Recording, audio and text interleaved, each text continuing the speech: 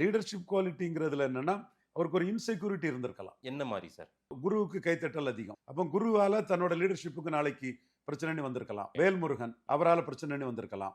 என்னால அவருக்கு பிரச்சனை வரல. ராமதாஸே முடிவு பண்ணிட்டார் ராஜ்யசபாவை அவருக்கு தான் கொடுக்கணும்னு. மூத்தா இளங்கோவன் இவங்களால இது நினைச்சிருக்கலாம். இப்படி லீடர்ஷிப்புக்குள்ள தனக்கு போட்டியா இன்னொருத்தர் வந்துருவாருங்கிற ஒரு இன்செக்யூரிட்டி அன்புமணிக்கு இருக்கலாம். ஒரு தாழ்வு மனப்பான்மை இருந்திருக்கலாம். அன்புமணி என்னைக்கு பாலிடிக்ஸ் வந்தாரோ அன்னையில இருந்து நீங்க இந்த மாதிரி இவங்க எல்லாம் எதிர்பார்ப்பாங்கன்னு அன்புமணி நினைத்தது போல நீங்க சொல்றீங்க. இப்படி எல்லாம் நினைச்சிருக்கலாம், ஏதோ ஒன்று நடந்திருக்கலாம். அவரை தலைவராக்கியதும் ஐயா ராமதாஸ் அவர்கள் தானே. அதற்கு பிறகாக நடந்ததை வச்சு தானே இப்போ இந்த 1 மணி நேர பத்திரிகையாளர் சந்திப்பே அவர் சொல்றதை பார்த்தா இப்போ சமீப கால நடவடிக்கை லேட்டஸ்ட் நிகழ்வுகளை வச்சு தான் சொல்றாரு. பார்கெனிங்கிறது யாரும் இறக்கப்பட்டோ மெர்சிலோ தர்றதில்லை. நாம அசைக்க முடியாத சக்தி. அதை நிரூபிச்சாதான் இந்த பார்கெனிங்க்கு முன்னே அவர் நினைக்கிறார். அப்ப அதுக்கு நம்ம வைப்ரண்டா கட்சியை வச்சிருக்கோம். தனிச்சு போட்டியிடறதுக்கே தயாரா இருக்கணும்.